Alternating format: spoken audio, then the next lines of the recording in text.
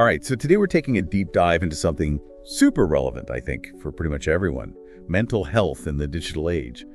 And you guys sent in a really interesting mix for this one. We've got articles, research papers, even a couple of personal stories, which is always cool. It should be a fascinating deep dive. Yeah, looking forward to it. It really feels like we're at this turning point where technology and mental health are just so intertwined. Totally.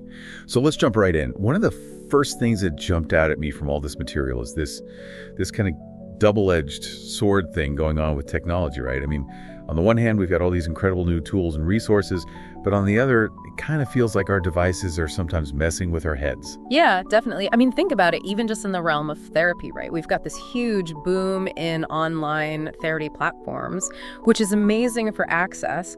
But then the research starts to get into the nuances of is text-based therapy actually as effective as video for certain conditions? So it's not just about access anymore. It's about the quality of that digital interaction. Right. Like, how connected are you really feeling when you're just typing back and forth, And that makes me think about social media because obviously that's the big one, right? Everyone's got an opinion on how it's affecting our mental well-being.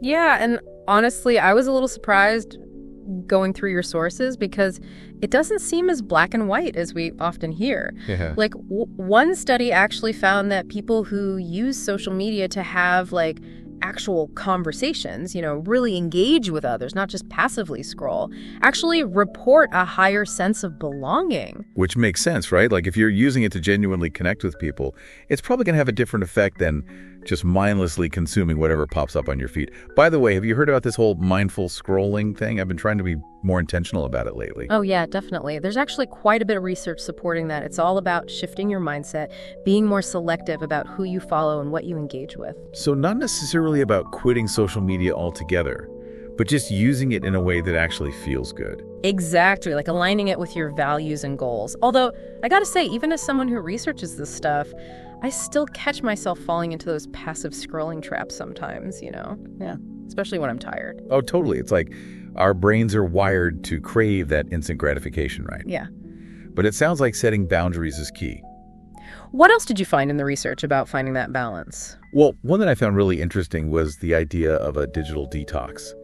Even just a few hours a week completely unplugged can make a huge difference. I've done that a few times, and yeah, it's amazing how much clearer my head feels when I'm not constantly checking my phone, But it's not always easy. For sure.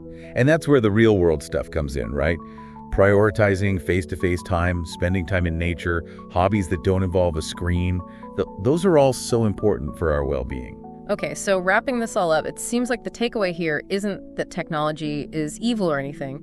It's about understanding the impact it has on our mental health, both good and bad, and then making conscious choices about how we use it. Absolutely. And this might be something to think about as technology just keeps evolving. Things like augmented reality, virtual workspaces, all that. How will our understanding of mental health and the support we need have to evolve too? Whoa, that's a really good question. Definitely something to ponder. Thanks for diving into this with me. Yeah, this was great. To everyone listening, thanks for sending in your sources. Until next time.